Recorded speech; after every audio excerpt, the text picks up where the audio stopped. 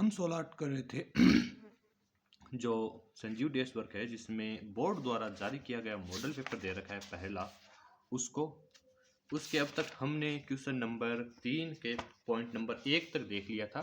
उसके बाद चलते हैं। पहले इसको थोड़ा मैं जूम कर लेता हूँ ताकि आपको आराम से दिखाई दे। अब ठीक है, थोड़ा सा जूम आउट करना पड़ेगा, 1 सेकेंड। हाँ, तो हमारे पास क्वेश्चन है, एक पासे को फेंकने पर सम अंक आने की प्रायिकता ज्ञात कीजिए। हम कर रहे हैं क्वेश्चन नंबर 3। इसका सबसे पहले ऐसे जब भी सवाल आए तो हमें घटनाएं लिखनी है। तो घटनाएं हमारे पास हो जाएगी, जब भी कोई पासा फेंकेंगे तो 1 2 3 4 5 और 6। फिर हमें लिखनी है अनुकूल घटनाएं। परीक्षा में यूं ही करना है, कहीं ऐसा ना हो कि परीक्षाओं में आप थोड़ा शॉर्ट में चल जाएं। अनुकूल घटनाएं हमारे पास देखो सम अंक आने चाहिए, तो सम अंक है 2 4 और 6। अच्छा, कुल घटनाएं हमारे पास हो गई 6 और अनुकूल घटनाएं हो गई 3। हमें निकालनी है इसकी प्रायिकता। तो प्रायिकता का सूत्र लगा दीजिए। सूत्र लगाना है परीक्षा में, चाहे एक ही नंबर का सवाल क्यों ना हो। प्रायिकता बराबर होता है अनुकूल घटना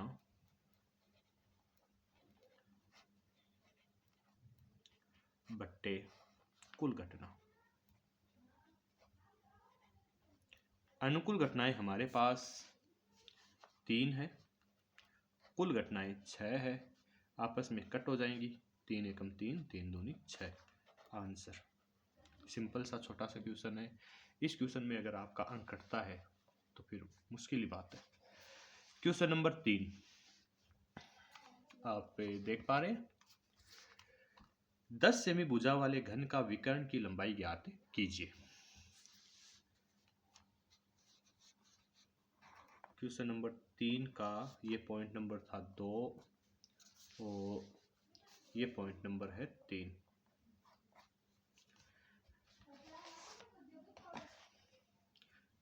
हमें दे रखा है कि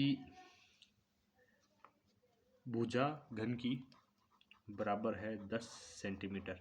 आप डायरेक्ट याद रखिए, घन का विकर्ण, इसका सूत्र होता है √3 गुणा भुजा, बराबर हमारे पास हो जाएगा √3 गुणा 10, जो कि हमारे पास आ जाएगा 10√3 सेंटीमीटर। ठीक है। अगर मान लो परीक्षा में ये भूल जाओ या इस तरह का सवाल आए और कोई आपके परेशानी हो, तो जो विकर्ण का सूत्र होता है वो जो तीनों भुजाएं होती है, जैसे घनाभ का सवाल आ गया तो उसमें तो वो सूत्र नहीं लगेगा। तो ये होता है कि घनाभ की जो लंबाई है उसका स्क्वायर, चौड़ाई का स्क्वायर और ऊंचाई का स्क्वायर, तीनों का स्क्वायर योग कर दो और इसके अंडर लगा दो। तो आप देखेंगे कि ये अपने पास आ गया 3 गुणा 10 का स्क्वायर का अंडर, और ये 3 तो अंदर रह जाएगा क्योंकि इसके अंडर तो एक होता है 1.732, जो कि हमें निकालने की ज़रूरत नहीं है। लेकिन ये जो 10 है इसका स्क्वायर है या अंडर भी है, तो 10 आ जाएगा बाहर और √3 रह जाएगा अंदर सेंटीमीटर। तो ये भी एक तरीका है। और घनाभ का अगर आए सवाल परीक्षा में तो यही तरीका काम करेगा। अगला सवाल अपने पास है क्वेश्चन नंबर 3 का पॉइंट नंबर 4। एक लंबवर्तीय शंकु के आधार की त्रिज्या 5 सेंटीमीटर है, ऊंचाई 12 सेंटीमीटर है, तिर्यक ऊंचाई ज्ञात कीजिए। देखो इसको समझते हैं कि क्या है। पॉइंट नंबर 4, ये एक शंकु है, यहाँ पर केंद्र है, ये त्रिज्या है, ये इसकी ऊंचाई है h, और ये ढालू ऊंचाई यानी l है, जिसको हम कहते हैं तिर्यक ऊंचाई। आप अगर ध्यान से देखेंगे तो ये बन रहा है समकोण त्रिभुज, और समकोण त्रिभुज के लिए कर्ण का मान होता है आधार का स्क्वायर प्लस लंब का स्क्वायर और इसका अंडर रूट। ठीक है, इसी तरह हम इसमें ये सारा कुछ लिखने की जरूरत नहीं है, आपको सीधा सीधा लिखना है। ये मैं समझाने के लिए बता रहा हूं, आपको सीधा लिखना है। दिया है त्रिज्या r बराबर हमें दे रखी है 5 सेंटीमीटर, ऊंचाई h बराबर दे रखा है 12 सेंटीमीटर, तिर्यक ऊंचाई l बराबर, जैसे आधार स्क्वायर प्लस लंब स्क्वायर का अंडर रूट होता है ना, ठीक उसी तरह r का स्क्वायर प्लस h का स्क्वायर और इसका अंडर रूट। ठीक है, तो r का स्क्वायर यानी 12 का स्क्वायर प्लस h का स्क्वायर यानी 5 का स्क्वायर और इसका अंडर रूट। 12 का स्क्वायर आपके पास होता है 144, 5 का स्क्वायर होता है 25, इसका अंडर रूट ये हो जाता है 169 और इसका अंडर रूट होता है 13 सेंटीमीटर, क्योंकि हमारे पास सेंटीमीटर में थे सारे डाटा। अच्छा, यहाँ पर कुछ को ये डाउट आ सकता है कि सर अंडर रूट के बाहर निकाला तो हमारे पास प्लस माइनस 13 क्यों नहीं आया। इसका कारण ये है कि जो ऊंचाइयाँ होती है या लंबाइयाँ होती है वो हमेशा पॉजिटिव ही लेते हैं आमतौर पर, अपने माइनस में हमें लेने की आवश्यकता नहीं होती है। अगला सवाल अपने पास है जो सवाल नंबर पॉइंट नंबर 5 है, सवाल नंबर 3 का। बंटन 1, 3, 2, 5, 9, 11 का माध्यक ज्ञात कीजिए। तो सभी सवालों में आपको ध्यान देना है कि जो पॉइंट दे रखे हैं वो लिखने हैं, इससे आपके जो मार्क्स है उनमें इजाफा होगा, उनमें इंक्रीजमेंट होगा। तो सबसे पहले लिखेंगे दिया है या दिया गया बंटन। दिया गया बंटन हमारे पास है 1, 3, 2, 5, 9, 11। अब इसको सबसे पहले हमें लिखना है आरोही क्रम में। आरोही क्रम, आरोही क्रम में हम लिखेंगे तो सबसे पहले आएगा 1, फिर 2, फिर 3, फिर 5, फिर 9, फिर 11। 1, 2, 3, 4, 5, 6, 1, 2, 3, 4, 5, 6। ठीक है, अब इसमें 6 बिंदु है तो हमें क्या करना पड़ेगा, हमें सबसे पहले निकालना पड़ेगा n/2 का मान। n/2 बराबर 6/2 बराबर 3। चूंकि सम संख्या है, सम संख्या है, इसलिए तीसरा मैं वैसे लिख देता हूं, माध्यिका या माध्यक बराबर हो जाएगा तीसरा प्लस चौथा यानी अगला पद बट्टे 2, और ये इसका मान हो जाएगा अपने पास, तीसरा पद है अपने पास, पहला दूसरा तीसरा और चौथा ये है, तो 3 + 5/2, 3 और 5 होते हैं 8/2 बराबर हो गए हमारे पास 4। सिंपल है ये, आपको दिखने में बड़ा लग रहा है, आपको लग रहा है कि एक नंबर के लिए थोड़ा ज़्यादा है, ज़्यादा नहीं है, ये इतना लिखना चाहिए आपको। पहली बात तो आपकी गलती होने की संभावना ही कम हो जाएगी, और दूसरा अगर आप इतना लिखते हैं तो जो एग्जामिनर है उसमें जो इम्प्रेशन आता है आपका, और 1 नंबर कम भी नहीं होता है। बहुत सारी बार आपको लगता है कि 1 नंबर के लिए इतना क्यों लिखना, 1 नंबर छोटा नहीं होता है। जब आप आगे के एग्जाम्स देंगे तो आपको पता चलेगा 1 नंबर का महत्व है। चले आगे देखते हैं। दूसरा इसका पॉइंट नंबर जो 6 है,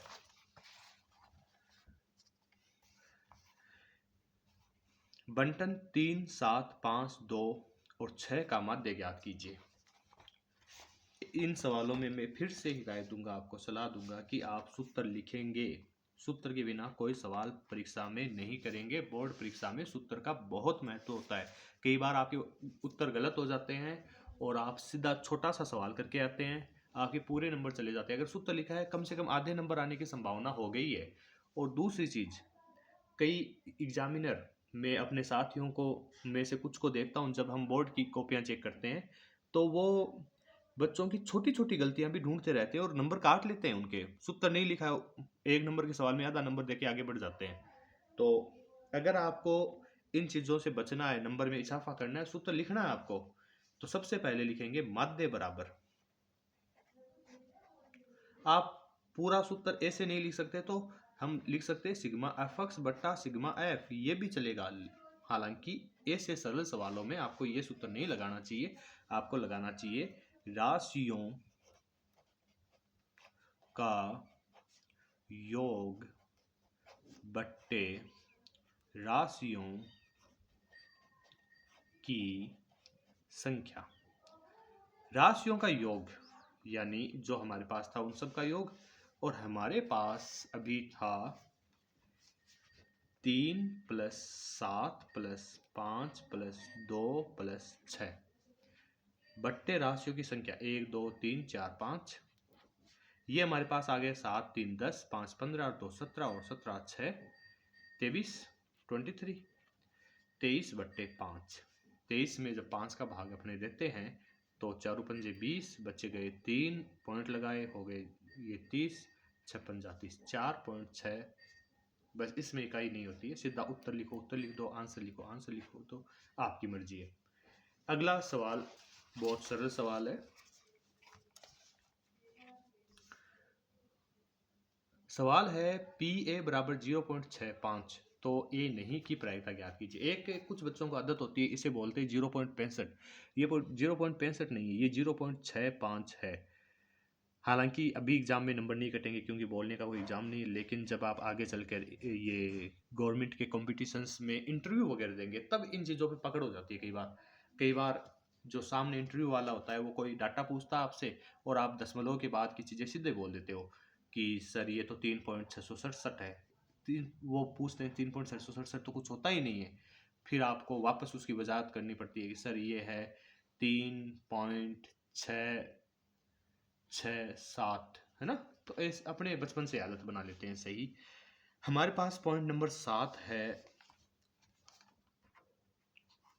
कि जो दे रखा है प्रायिकता पी ए बराबर जो कि है 0.65, हमें निकालना है पी ए का, अच्छा दिख नहीं रहा, पी ए का डैश। तो ये हो जाएगा एक में से पी ए को घटा दो, यानी प्रायिकता ऑफ ए को घटा दो, जो कि हो जाएगा 1 - 0.65। देखो सीधा आपको आता है कि भाई 100 में से 65 गए बच्चे 35 और ये 0, तो सबसे अच्छी बात है। लेकिन अगर नहीं आता है तो एग्जाम में ऐसी चीज़ों में रिस्क नहीं लेना है। जैसे यहाँ 0 होता है या यहाँ पर 0 होता है तो बच्चे गलती करते हैं।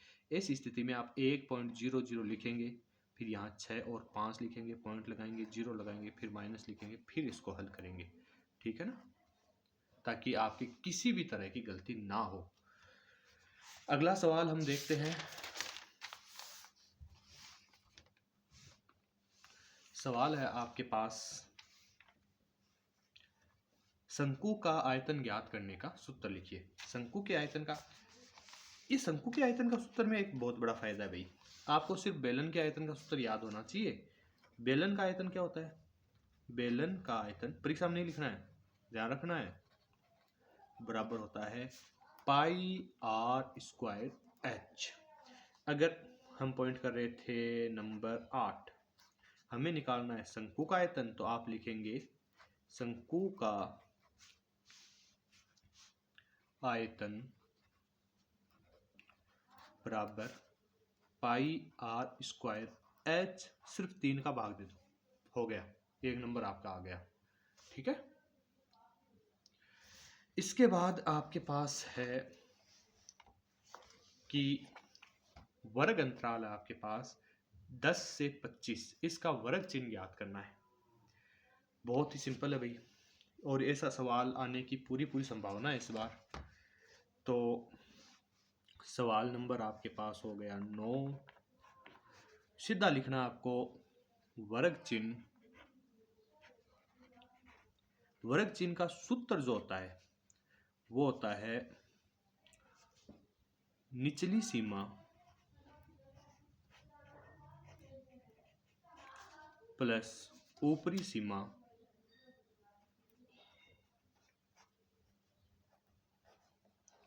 बट्टे 2। हालांकि ये थोड़ा सूत्र कॉमन नहीं है, तो अगर आपने नहीं भी लिखा है परीक्षा में तो इतना नजरअंदाज कर देगा एग्जामिनर, लेकिन सूत्र लिखने महत्वपूर्ण है। निचली सीमा थी 10, ऊपरी सीमा थी आपके पास से 25, सॉरी 25 और बट्टे 2, 10 और 25 हो गए 35 बट्टे 2, तो ये हो गया 17.5 आंसर। कोई मुश्किल नहीं है। अगला सवाल है अपने पास सवाल नंबर इसका 10वां, पॉइंट नंबर 10। ठीक से दिख रहा है? ठीक है। एक बक्से में 7 नीले और 3 सफेद कंचे हैं। यदि इस बक्से में एक कंचा यदृच्छया निकाला जाता है तो इसकी प्रायिकता क्या है कि वह कंचा सफेद है। आपको सबसे पहले हमारा जो तरीका है उसके अनुसार आपको लिखना है पॉइंट नंबर 10